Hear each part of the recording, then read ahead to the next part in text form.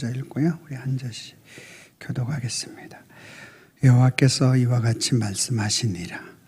바벨론에서 70년이 차면 내가 너희를 돌보고 나의 선한 말을 너희에게 성취하여 너희를 이곳으로 돌아오게 하리라.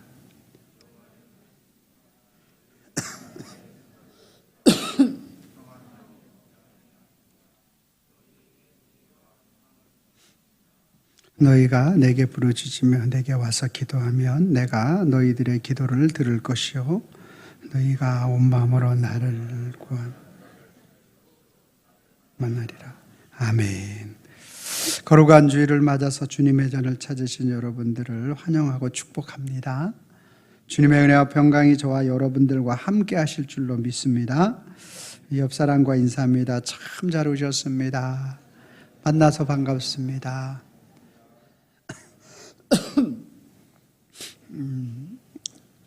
제가 지난 주일 오후서부터 이제 계속 열이 안 떨어져서 월요일 날 가서 감기약을 지어 먹었는데 화요일 날 또 38도가 안 떨어져 가지고 화요일 날 가가지고 이제 독감 검사를 해보니까 A형 독감이라는 것을 걸렸다고 해서 그때 이제 약을 먹었습니다. 그러니까 화, 수, 목, 금, 토 5일이면은 이제 다른 사람들에게 전파되고 이러는 게 완전히 없어집니다. 그래서 지금 목소리만 그렇지 여러분들에게 해가 가지 않으니까 안심하시고 이렇게 하셔도 됩니다. 우리가 사는 세상은 참으로 혼란이 계속되는 것 같습니다. 시대를 우리나라 역사적 시대를 놓고 보아도 그렇습니다. 고구려 백제 신라 그 시대 때 춘추 삼국시대 때에도 평안하다, 안전하다 이러한 때는 별로 없었던 것 같아요. 삼국시대 통일신라가 또 끝나고 조선시대에 들어서서도 27명의 왕이 있었지만 그 27명의 왕이 다스릴 때 평안하다, 안전하다 그랬던 시대는 별로 없었어요. 조선시대 말려 이제 일제강점기가 시작됐는데 그 일제강점기가 시작될 때도 마찬가지로 평안하다, 안전하다, 자유롭다 하지 않았어요. 그래 일제강점기가 끝나면 이 나라에 참 평안이 찾아오겠지 했는데 불과 5년 만에 6.25 동란 난리가 찾아오게 되고 그 이후에 또 이 나라 이민족이 새마을운동으로부터 참 평안하겠다 싶었는데 여전히 또 다른 문제들로 인해서 끊임없이 한 번도 어떻게 보면 우리가 혼란스럽게 여기고 있는 이 시대가 가장 그래도 역사적인 여러 가지 일들을 놓고 볼 때는 조금 그래도 평안한 때가 아닌가 싶은데 그럼에도 불구하고 저와 여러분들에게 끊임없이 혼란과 또 어려움이 야기되는 시대가 우리가 살고 있는 시대가 아닌가 이렇게 우리는 생각해 볼 수 있습니다. 근데 이게 우리나라만 그런가 했는데 결코 그렇지만 또 않은 것이에요. 이스라엘이라는 나라도 마찬가지로 끊임없이 이러한 혼란과 여러 가지 어려움들이 계속 반복되고 있는 그 모습을 볼 수가 있습니다. 오늘 우리가 읽은 예레미야의 말씀도 마찬가지로 이스라엘이라는 남유다라는 그 민족이 바벨론이라는 나라에 의해서 1차 침입을 받게 됩니다.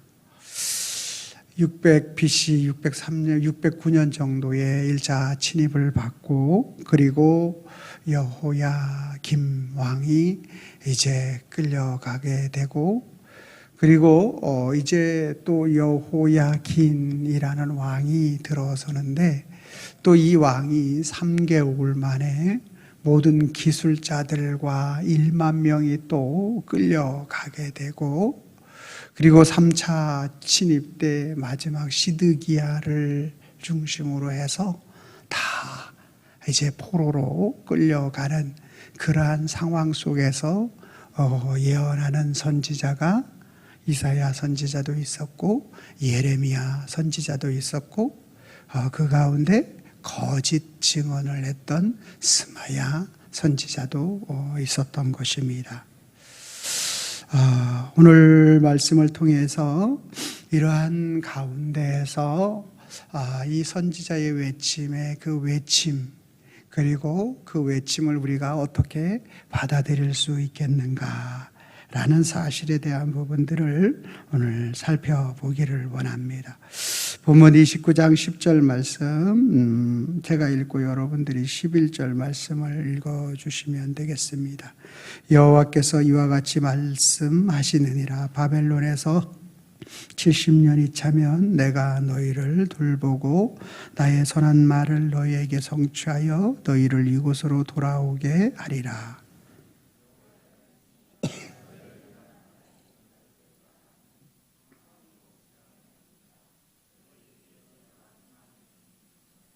아멘. 자, 예레미야 선지자가 이렇게 외치죠. 여호와께서 말씀하셨다. 뭐라고 말씀하셨느냐? 바벨론의 70년이 차면 내가 너희를 돌볼 것이다. 나의 설한 말을 너희에게 이루게 할 것이다. 성취하게 할 것이다. 그리고 너희를 이곳으로 돌아오게 할 것이다. 이러한 말을 하고 있는 것입니다.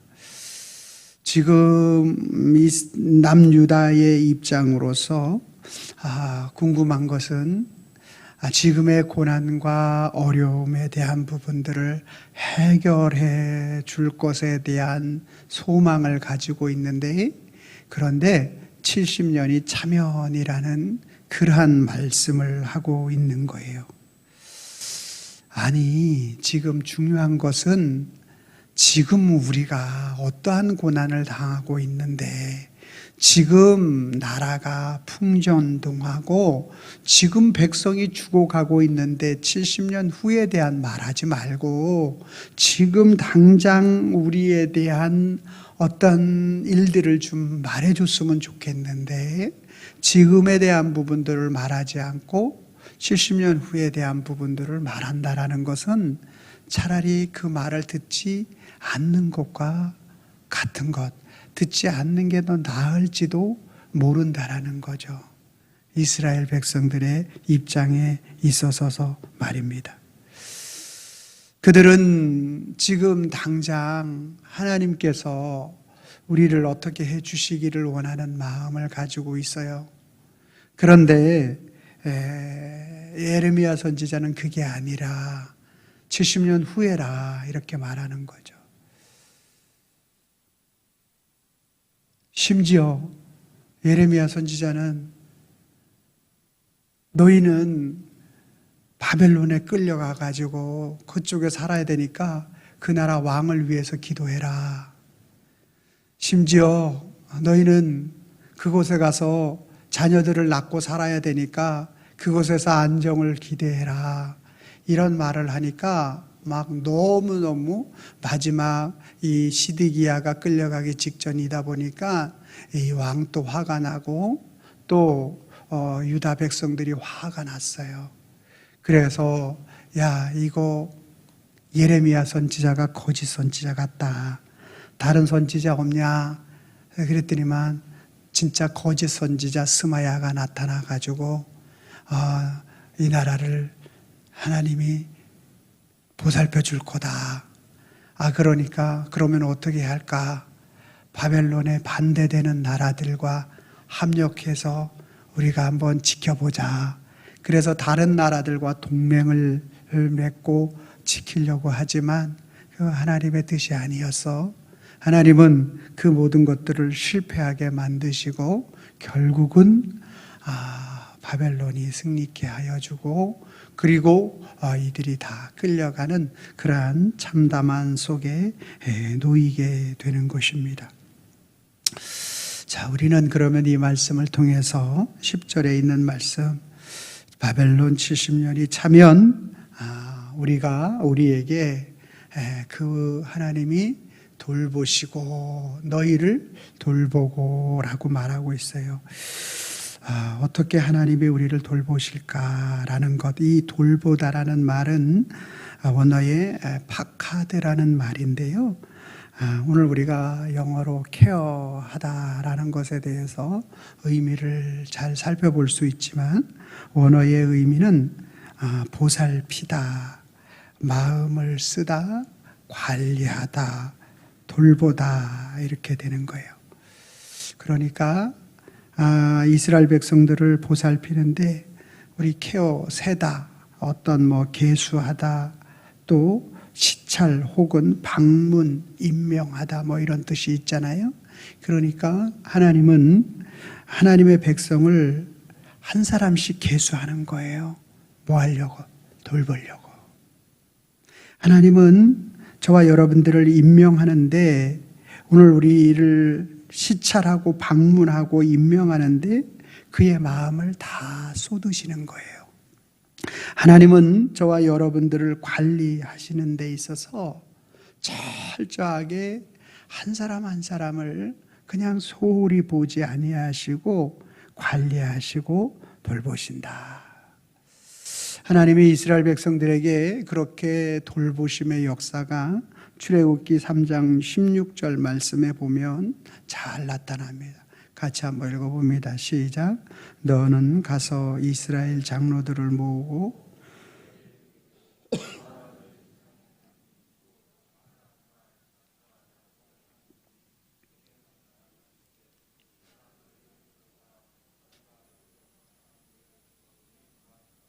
아멘. 여기에 보니까 중하반절 보니까 하나님 곧 아브라함과 이삭과 야곱의 하나님이 내게 나타나사 이르시되 내가 너를 돌보아라고 말한 게 이게 파카드라는 말로 쓰여졌어요. 그러니까 내가 너희를 돌보았다. 애굽에서 당한 일을 확실히 보았다. 그래서 내가 너희를 뭐한다? 돌본다. 내가 너희를 보살피겠다. 관리하겠다. 그래서 이스라엘 백성들을 어떻게 하신 거예요? 출애굽 시켜주는 거죠. 하나님은 하나님의 백성을 돌보실 때에 오늘 우리가 애굽에 속박된 삶을 살고 있는 우리 인생에게 찾아와서 그러한 우리들을 돌보시고 그리고 우리를 구출하여 내시는 것입니다. 오늘 이스라엘 백성들이 바벨론의 70년 이 가운데에 들어가고 그리고 그 가운데에서 다시 그들을 돌아오게 하는 이 돌보심에 대한 약속은 바로 2차 출애굽에 대한 부분들을 말씀하고 다시 회복시켜 주시는 하나님의 은혜와 사랑의 돌보심이라는 사실을 우리는 정확하게 알 수 있게 되는 것이고요. 오늘 출애굽 사건이 1차 그들의 인생의 속박으로부터 자유를 얻게 하는 사건이요. 2차 바벨론에서의 돌아오게 하는 사건이 그들 가운데 다시 돌보심과 회복하심에 대한 사건이라면 이제 3차 하나님께서 이스라엘 백성들을 출애굽하고 온전히 그들을 회복시켜 주시는 그 사건은 바로 그리스도 예수를 통하여 완성하신다라는 사실을 우리에게 보여주는 것입니다. 누가복음 9장 31절 말씀 같이 봅니다. 시작. 영광 중에 나타나서 장차 예수께서 예루살렘에서 별세하실 것을 말할세. 예수님이 영광 중에 나타나실 것이고 장차 예루살렘에서 십자가를 지실 것을 말씀하시는 거죠. 그러니까 주님의 우리를 돌보심은 완전한 돌보심이고 또 온전한 돌보심으로 그가 자신의 몸을 십자가에 내어주심으로 모든 사망 권세를 깨뜨리시고 사단의 악한 세력들을 물리쳐 주시고 우리를 구원해 주시는 이 놀라운 사실이 이스라엘에게 있어서 바벨론의 속박으로부터 자유를, 아니 그 이전에 애굽의 400년의 속박에서부터의 자유를, 또 바벨론에서부터의 속박으로부터의 자유를, 이 모든 사건을 통해서 진정으로 돌보시는 그리스도 예수는 우리 인생 속에서 죄와 사망으로부터의 속박으로부터의 자유를 우리에게 선포하여 주시고, 그 모든 일들이 지금 당장 우리의 눈앞에 나타나지 아니한다 할지라도 그분의 일하심과 인도하심과 역사하심은 이와 같이 우리들을 이끌어 주신다라는 사실을 믿으시기를 바랍니다. 두 번째로 10절 말씀 제가 읽고 여러분들이 11절 말씀 다시 한번 읽어주시기 바랍니다. 여호와께서 이와 같이 말씀하시느니라. 바벨론에서 70년이 차면 내가 너희를 돌보고 나의 선한 말을 너희에게 성취하여 너희를 이곳으로 돌아오게 하리라.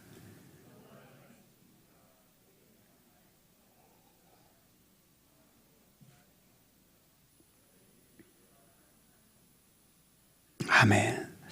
자, 그렇다면 우리의 현실 속에 어떻게 주님의 돌보심을 보여주시는가? 주님이 우리를 어떻게 돌보시는지를 말씀해 주고 있죠. 10절 말씀에 여호와께서 이와 같이 말씀하시느니라. 11절에 여호와의 말씀이니라. 하나님은 하나님의 말씀을 통해서 우리를 돌보시는 것에 대하여 확신시켜 주시기를 원하는 줄로 믿으시기를 바랍니다. 종교개혁자들은 항상 루터와 칼빈, 지빙글리, 블링거와 같이 한결같이 오늘 우리의 믿음의 신앙을 어디에 두어야 하는가? 성경의 절대적인 권위 속에 두어야 한다라고 말합니다. 즉 성경이 가라는 데까지 가고 성경이 멈추라는 데 멈추어야 한다라는 말씀이죠. 성경 속에서 하나님께서 주의 백성을 어떻게 돌보시는지에 대해서 저와 여러분들에게 말씀하시는 게 여호와께서 이와 같이 말씀하셨고 여호와의 말씀이 이렇게 역사하신다라는 거예요. 주의 말씀이 오늘 저와 여러분들에게 어떻게 돌보시는가? 창세기 28장 15절 말씀 같이 한번 봅니다. 시작. 내가 너와 함께 있어 내가 어디로 가든지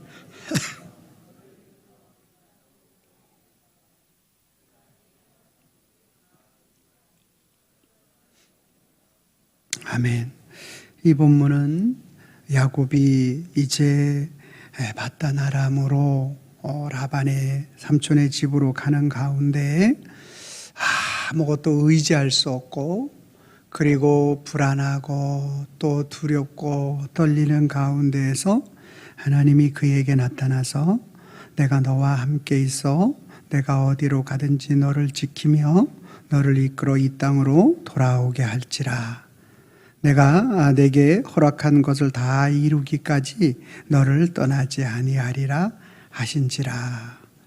불안하고 초조하고 어떠한 위험이 자신 앞에 다가올지 알 수 없는 인생 가운데 그 가운데 하나님은 그에게 찾아가서 말씀을 통해서 그를 위로하여 주시는데 내가 너를 지켜주겠다. 오늘 우리가 야곱과 같은 심정으로 주님 앞에 오신 분들이 있으면 이 말씀이 여러분의 심령 속에 새겨지기를 바랍니다. 내가 너를 떠나지 아니한다. 하나님은 야곱에게만 말씀하신 것이 아니고 오늘 저와 여러분들에게도 동일하게 찾아오셔서 세상에 흉흉함과 불안함으로 두려워하지 마라. 내가 너를 지켜준다 말씀하고 계시는 거죠. 뿐만 아니라 여호수아 1장 5절 말씀 같이 한번 읽어봅니다. 시작. 내 평생에 너를 능히 대적할 자가 없으리니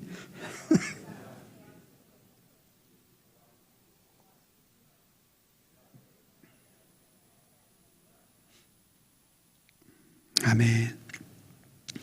그래요. 야곱은 혼자 길을 떠나면서 자신의 생명의 안위만을 걱정했다라면 지금 여호수아 1장 5절 말씀은 여호수아 개인 한 사람뿐만 아니라 이제 출애굽 이후에 광야에서 태어난 2세대들과 그때 출애굽 당시 20세 이하의 사람들 200만이 있었지만 광야에서 20세 이상이 다 죽고 얼마가 될지를 모르겠지만 몇십만 명은 조카였을 것입니다. 그러한 그들을 이끌고 요단강을 건너고 그리고 이제 여리고를 점령하고 가나안 땅의 7 족속을 몰아내고 할 일이 너무너무나 많고 자신의 힘과 능력을 가지고는 중과부적이고 모세는 지팡이를 들어 홍해도 갈랐고 모세는 손을 들어서 아말렉을 물리치기도 했고 모세는 불뱀을 없애기도 했고 하나님의 놀라운 역사들을 다 이루었지만 여호수아는 한 게 하나도 없어요. 자신이 그렇게 될 것인지 안 될 것인지 다 알지도 못하고 너무 불안한 가운데 그가 살아가는 그에게 하나님은 그에게 말씀을 주시죠. 내가 모세와 함께 있던 것 같이 너와 함께 있을 것이다. 할렐루야. 오늘 주님은 모세와 함께 있는 것처럼 여호수아만 함께 있겠다라고 이 말씀을 과연 우리에게 주셨을까요? 아니에요. 저와 여러분들에게도 함께 하신다라는 말씀을 주시려고 모세와 함께 있었던 것 같이 여호수아 너와 함께 있었던 것 같이 오늘 여러분 한 사람 한 사람과 함께 하심에 대한 말씀을 주고 계시는 줄로 믿으시기를 바랍니다. 하나님의 돌보심의 실체는 이와 같이 저와 여러분들에게 나타나는 거예요. 그 하나님의 하나님 되심이 오늘 저와 여러분들에게 말씀으로 역사하시는데 요한복음 1장 1절 말씀에 보니까 태초에 말씀이 계시니라 이 말씀이 하나님과 함께 계셨고 또 이 말씀이 곧 하나님이시라. 말씀이신 그 하나님이 오늘 저와 여러분들에게 1장 14절 말씀에 보니까 말씀이 육신이 되어 우리 가운데 거하심이 그의 영광을 보니 아버지의 독생자의 영광이요 은혜와 진리가 충만하더라. 저와 여러분들에게 말씀이신 그분이 하나님께서 야곱에게 모세에게 여호수아에게 함께 하셨던 그 하나님은 실제 말씀이 육신이 되어 실체가 되어 우리를 돌보시기를 원하시는데 오늘 우리들의 모습이 이사야 53장 6절 말씀에 보니까 이렇습니다. 시작. 우리는 다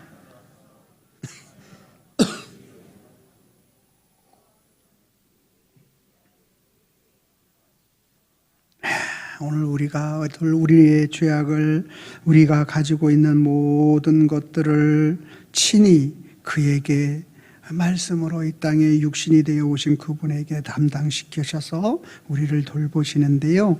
골로새서 1장 14절 말씀 그 아들 안에서 우리가 속량 죄값을 치렀어요. 곧 죄의 사함을 얻었도다. 에베소서 1장 7절 말씀 시작. 우리는 그리스도 안에서 그의 은혜의 풍성을 따라 그의 피로 말미암아 속량 곧 죄 사함을 받았느니라. 아멘. 그러므로 오늘 저와 여러분들은 그리스도 예수의 하나님의 말씀이 오늘 저와 여러분들을 돌보시고 지키시고 인도하시는데 우리는 값없이 공짜로 그 은혜를 누리지만 그리스도께서는 그 값을 치르신 거죠. 어떤 값을 치르셨나요? 그 많은 전능하심, 온 우주의 통치자가 한 피조물의 죄값이 되어서 그래서 모든 물과 피를 창피를 다 당하시고 그리고 오늘 우리의 모든 죄값을 다 속량하여 주셔서 오늘 우리를 돌보시기를 원하는 거예요. 여러분, 그러니까 그의 피가 우리를 정결하지 못하게 할 것이 무엇이 있겠습니까? 그 전능하시고 위대하신 하나님이 우리를 위하여 돌보시기 위해서 그 일을 이루셨는데 그것을 믿는 것을 가르쳐 믿음이라고 하는 거예요. 에베소서 5장 27절 같이 읽어봅니다. 에베소서 5장 27절 시작. 자기 앞에 영광스러운 교회.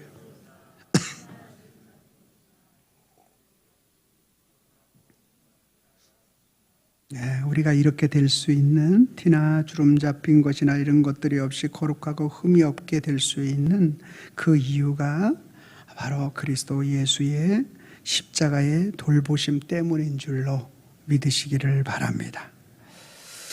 자, 이제 예레미야 선지자는 하나님의 마음을 정확하게 전달하면서 그 은혜를 입은 자들의 반응이 어떻게 나타날 것인가에 대해서 말씀하고 있습니다.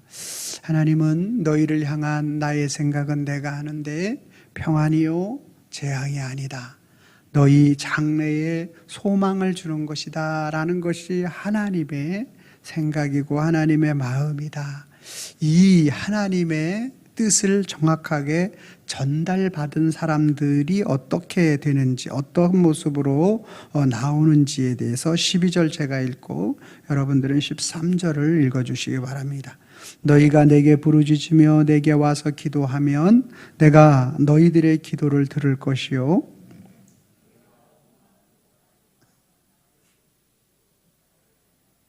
아멘. 자, 오늘 주님의 돌보심을 보는 자들의 결국 무엇을 구하는가에 대해서 가르쳐주고 있습니다.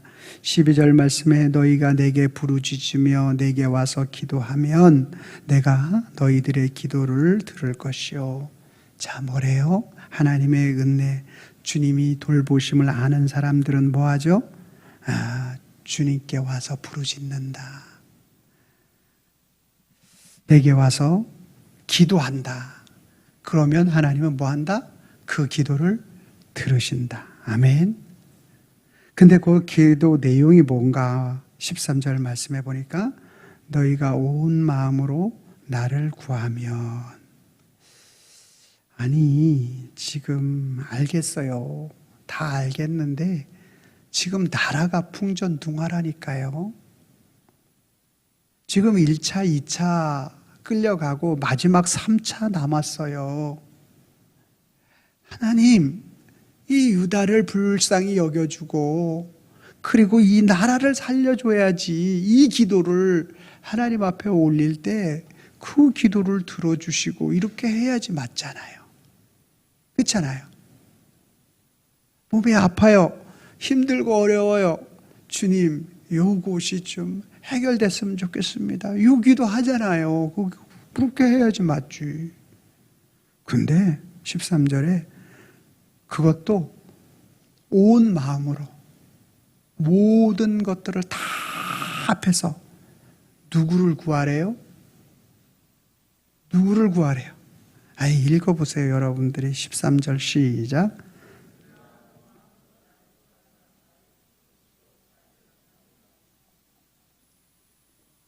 누구를 구해야 돼요? 하나님을 구해라는 거예요. 우리는 하나님의 말씀을 잘 봐야 합니다. 온 마음으로 나를 구하면은 히브리 언어의 미완료 과거로 쓰여졌는데 온 마음으로 구하는데 지속적으로 구해야 한다라는 의미예요. 그리고 나를 찾으면 찾을 것이요 만나리라는 완료형으로 되어 있어요. 반드시 온 마음으로 찾고 계속 구하는 자 위에 주님은 그 사람에게 응답하시는 종결에 대한 것을 완료형으로 쓰고 있어요. 그러니까 오늘 저와 여러분들이 온전히 이 주님을 찾고 구하는 그러한 인생이 되어질 때 주님은 오늘 저와 여러분들의 기도의 제목과 마음의 소원 가운데에서 들으시고 응답해 주시는 그 은혜를 누리게 해 주실 것이다. 사랑하는 성도 여러분, 예수님을 온 마음으로 구할 수 있기를 바랍니다. 하나님을 온 마음으로 구할 수 있기를 바랍니다. 오늘 우리는 그러기 위해서 예수님과 그 하나님에 대해서 정확하게 고백할 수 있어야 돼요. 찬송가 96장에 보면 이렇게 나와 있어요. 예수님은 누구신가? 여러분들이 읽어주세요. 시작.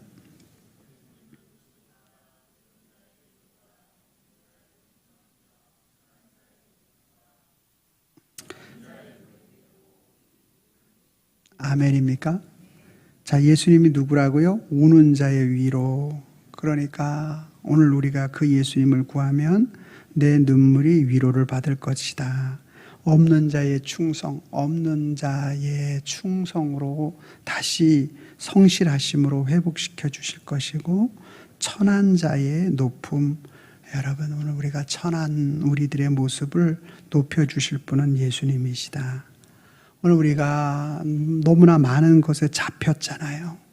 우리 인생에 내 생각에 잡히고 그리고 내 사상에 잡히고 그랬는데 거기서 우리는 노임을 받게 되고 우리의 참 기쁨이 되시잖아요. 2절 말씀은 뭐라고 얘기하고 있나요?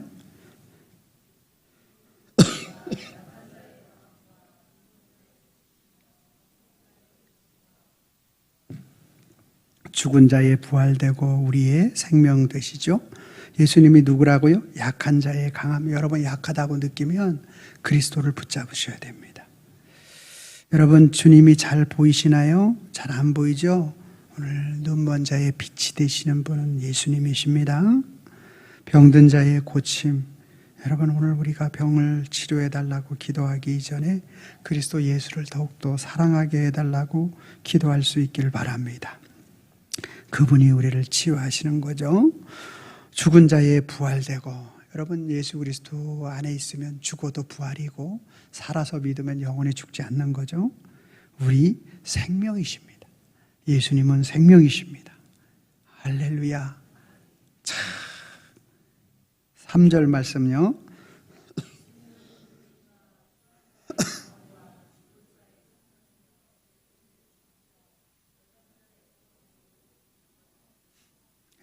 예수님이 누구예요? 추한 자의 정함. 여러분 오늘 저와 여러분들을 얼마나 추합니까? 그리스도 예수가 우리를 붙잡아 주지 않으면 우리는 정하게 될 길이 없어요. 그런데 우리 주님이 우리를 정하게 하시고 죽을 자의 생명, 우리는 다 죽을 수밖에 없는데 참 생명을 주고 죄인들의 중보, 우리의 진정한 중보자는 예수님밖에 없잖아요. 멸망자의 구원이 되고요, 우리의 평화가 되시는 거죠. 그분만의 진정한 평화가 되실 줄로 믿습니다. 마지막 4절에 뭐라고 고백해야 될까요?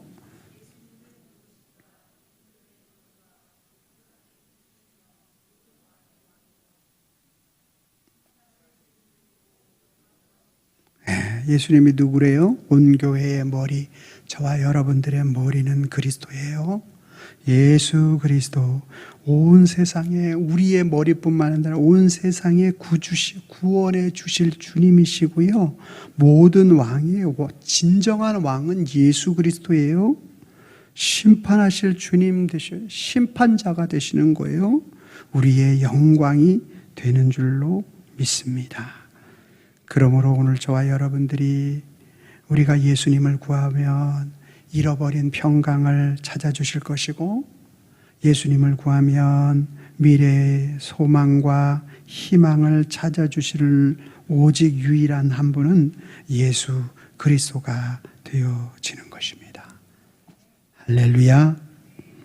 그래서 오늘 우리는 예수님의 돌보심, 이 파카드, 보살핌, 마음 쓰고 관리하고 일일이 계수하시고 시찰하시고 방문하시는 그 예수님, 나를 위해서 그래서 오셔가지고 자신의 물과 피를 다 흘려주신 그 예수님을 모르잖아요.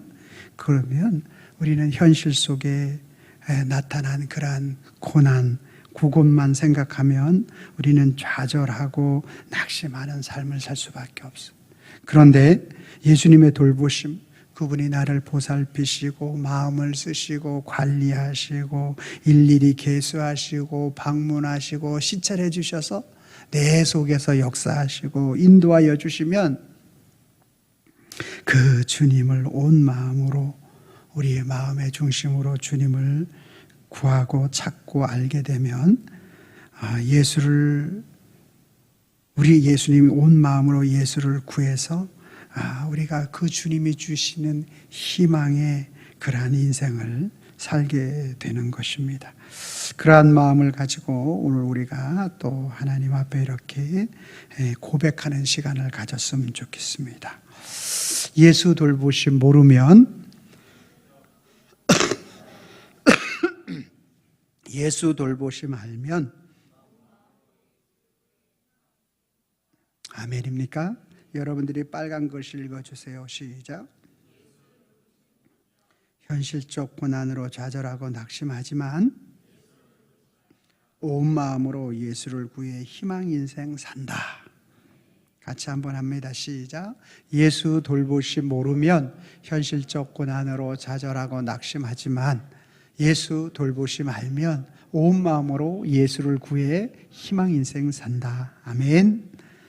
온 마음으로 예수님을 구해 희망 인생 사는 우리 성도님과 제가 되기를 소망합니다. 주님 감사합니다. 그렇습니다. 우리를 세밀하고 세세하게 돌보시고 인도하시는 그분의 은혜와 사랑에 대한 부분들을 우리는 너무나 쉽게 잊어버리고 또 고난이 우리 속에 다가올 때 우리는 그 돌보심에 대하여 너무나 약할 때가 많습니다.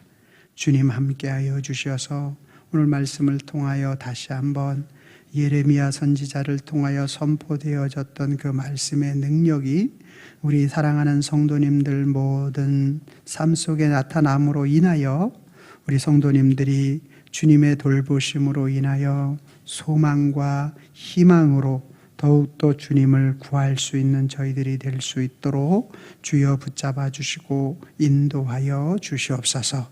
이루어 주시는 우리 주님 앞에 감사드리옵고 예수님의 이름으로 기도하옵나이다. 아멘.